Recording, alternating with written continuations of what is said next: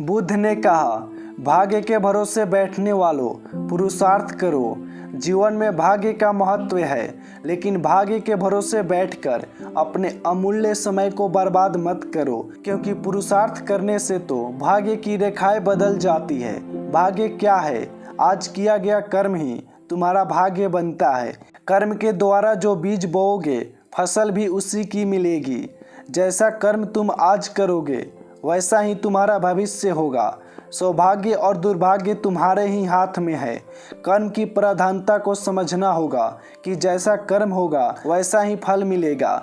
जीवन को सफल बनाने के लिए पाप और पुण्य का बड़ा महत्व है। पूरी सावधानी रखो कि पाप होने ना पाए, क्योंकि पाप की सजा जरूर मिलती है।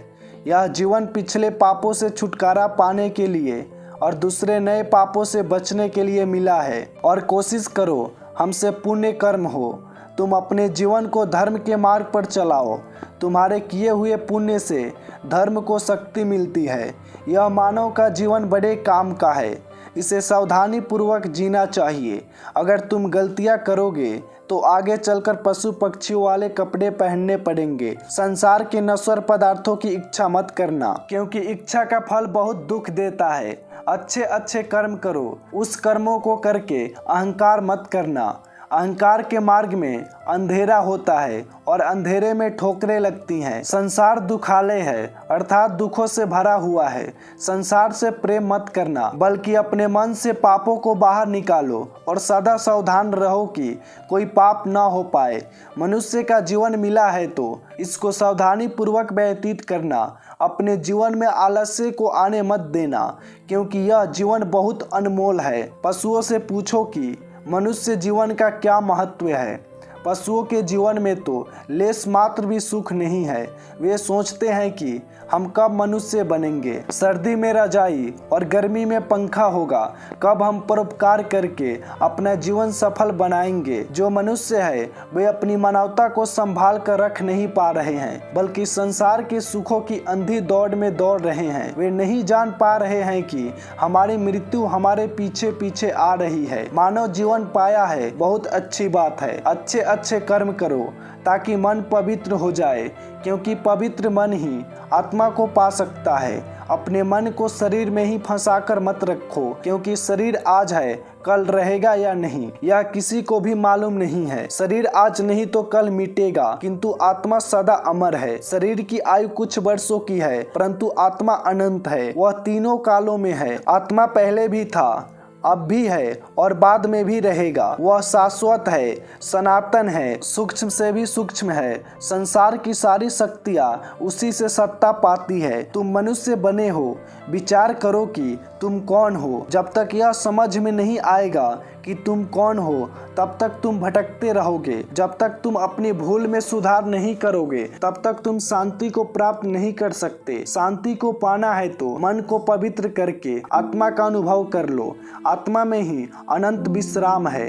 यह शरीर कुछ समय के लिए मिला है, वास्तव में तुम आत्मा हो। तुम्हारा शरीर जिससे शक्ति पा रहा है वह आत्मा ही है, और वही आत्मा तुम्हारे शरीर में मौजूद है। आत्मा को जानना, आत्मा को समझना, आत्मा को पाना, आत्मा का अनुभव करना और आत्मा का साक्षात्कार करना, यह सब मनुष्य शरीर के द्वारा ही संभव है। बस तुम सावधान हो जाओ कि मन में कोई गलत विचार आने न पाए। पहले मन में गलत विचार आता है, फिर वह विचार बलवान होने पर गलत कर्म करवा देता है। गलत कर्म का मतलब है पाप का जन्म हो जाना। बुद्ध ने कहा कि तुम्हारे जीवन के साथ साथ काल भी दौड़ रहा है। बचपन और यौवन कब निकल जाएंगे पता भी नहीं चलेगा। शरीर भी अनेक रोगों से घिरा रहता है। इस शरीर की शारीरिक और मानसिक दोनों प्रकार की रोगों से रक्षा करनी पड़ती है। रोग और भोग दोनों शरीर को निर्बल करते रहते हैं। रोगी और भोगी दोनों को ज्ञान अच्छा नहीं लगता। जिनका तन और मन स्वस्थ नहीं होता, वे परमार्थ का लाभ नहीं उठा पाते। मनुष्य को चाहिए कि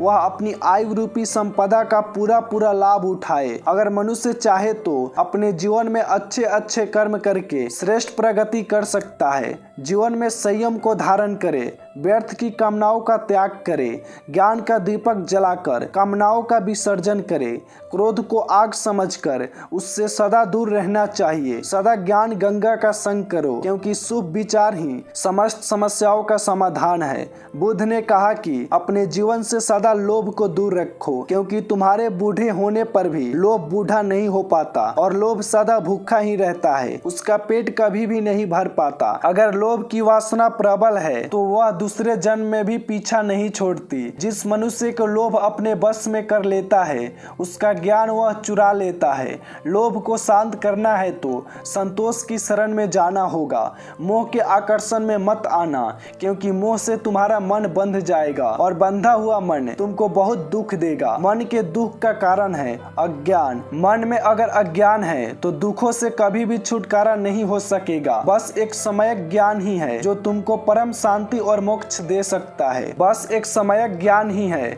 जो तुमको परम शांति और मोक्ष दे सकता है। तुम अपने तन और मन में प्रेम तथा ज्ञान की ज्योति जला लो, फिर तुम्हारे जन्म जमांतर का अज्ञान मिट जाएगा। आज तुम मनुष्य जन्म को धारण करके बैठे हो, इसका मतलब यह है कि तुम शांति और मोक्ष के अति निकट हो। अब तुम संसार में रहकर भी संसार के लगाव में फंसना मत। संसार के अज्ञान से दूर रहना, क्योंकि वह तुमको बांध देगा। अपनी आत्मा का ध्यान करो, वह तुमको सर्व बंधनों से मुक्त करा देगा। भगवान बुद्ध की दूसरी प्रवचन सुनिए। भगवान बुद्ध से एक भिक्षु ने पूछा कि मैं सुखी होना चाहता हूँ, क्या करूँ?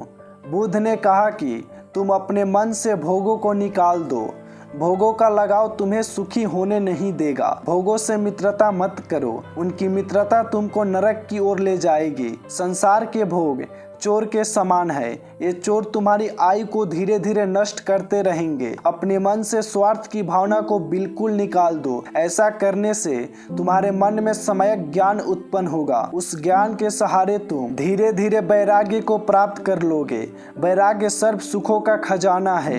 एक भिक्षु ने पूछा कि मैं लोभ को मिटा नहीं पा रहा, भगवान मैं क्या करूं? बुद्ध ने कहा कि तुम लोभ को एक सीमा में बांध दो, इस अंकुश से उसकी शक्ति कम हो जाएगी। अगर लोभ से सावधान नहीं होंगे तो जीवन दुखों से भर जाएगा। लोभ एक प्रकार का फटा हुआ थैला है, उसको जितना भी भरोगे वह भर नहीं पाएगा। लोभ एक प्रकार का नशा है, तुम कितना भी संग्रह करो फिर भी तुम्हारा मन तृप्त नहीं हो सकता। लोभी मन की भूख कभी मिट नहीं सकती। संग्रह करना छोड़ दो, क्योंकि साथ में कुछ भी नहीं जाता। बांटना प्रारंभ कर दो, जितना जितना बांटते जाओगे उतनी उतनी शांति तुम्हारे पास आती जाएगी। एक भिक्षु ने पूछा कि आत्मा कैसा है? बुद्ध ने कहा कि आत्मा आनंद है, आत्मा प्रेम है, आत्मा शांति है, आत्मा पूर्ण है, आत्मा निराकार है, आत्मा सर्वव्यापक है, आत्मा तीनों कालों में नित्य है, आत्मा अजर अमर है,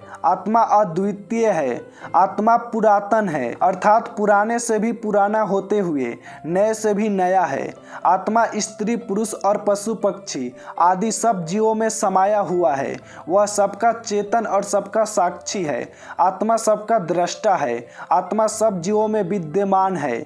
वह सब जीवों का जन्म और मृत्यु भी देखता है, शरीर का बचपन, यौवन और बुढ़ापा भी देखता है। आत्मा स्वयं प्रकाश है, उसको किसी अन्य प्रकाश की जरूरत नहीं है। आत्मा निरंजन है, जिसमें नाम मात्र का भी मैल नहीं है। आत्मा विकारों से रहित है। आत्मा अविनाशी है और वह जन्म मरण से रहित है। वह शाश्वत है, अर्थात सदा है। आत्मा न तो किसी को मारता है और न ही किसी के द्वारा मारा जाती है। आत्मा को शस्त्र नहीं काट सकते, इसको आग नहीं जला सकती, इसको पानी नहीं डुबो सकता और वायु नहीं सुखा सकता। आत्मा सनातन है, अर्थात वह सदा रहने वाला अनादि है। आत्मा तटस्थ है, आत्मा पूर्ण है और तृप्त है। आत्मा परम पवित्र है। आत्मा को इंद्रिया, मन और बुद्धि नहीं जान सकते, इसीलिए वह अव्यक्त है। आत्मा तो इन सबसे दूर है, इसीलिए वह अचिंत्य है। आत्मा आश्चर्यमय है, क्योंकि उसको कोई बिरला ही जान पाता है। आत्मा का अनुभव करना सबसे बड़ा कार्य है। आत्मा अबाध्य है, क्योंकि उसका कभी भी